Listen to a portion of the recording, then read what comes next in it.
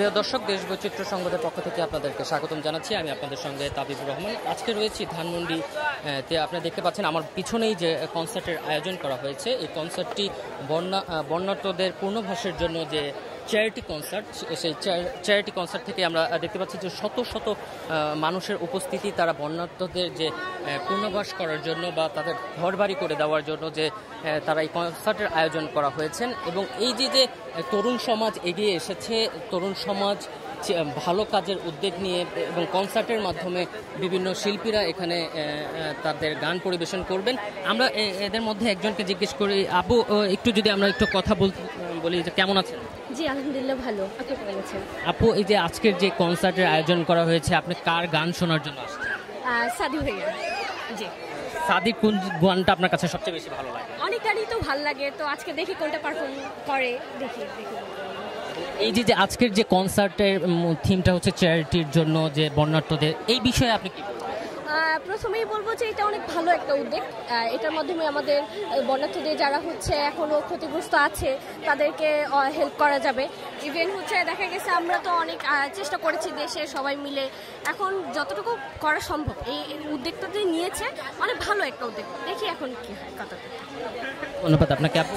আমরা যদি আরও কিছু দর্শকদের সাথে কথা বলি, আমার সাথে যদি একটু আসতেন।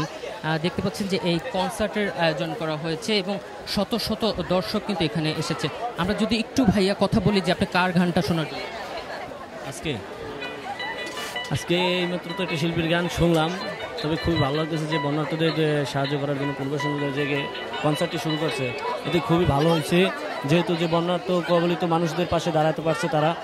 আর এই যে উদ্যোগটা গ্রহণ করা হয়েছে, এটা আপনার কাছে আমাদের খুব ভালো লাগতেছে যে আজকে একটা কনসার্টের মাধ্যমে মানুষদের সাহায্য করা হচ্ছে, বন্যা কবলিত মানুষদের পাশে দাঁড়ানো হচ্ছে, এজন্য খুবই ভালো লাগছে আমাদের। দর্শক, আমরা একজনকে দেখতে পাচ্ছি যে বাঁশি নিয়ে বসে আছে। আমরা একটু, আঙ্কেল কেমন আছেন? ভালো আছি।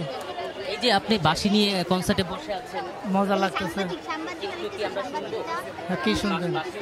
শুনবেন?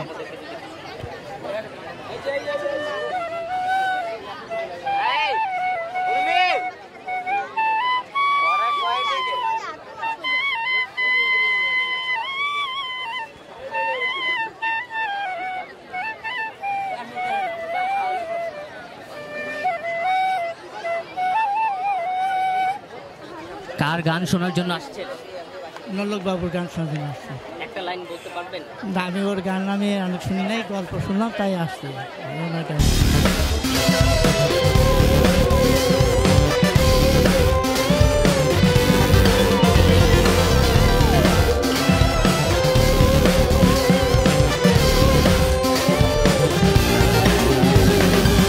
চ্যারিটি কনসার্ট নামে যে কনসার্টের আয়োজন করা হয়েছে, বিকেল 5টার পর থেকেই কিন্তু আমরা দেখতে পেয়েছি যে মানুষের উপচে পড়া ভিড় এবং এখানে যে যত তরুণীর সমাগম আমরা এখানে কিন্তু দেখতে পেয়েছি।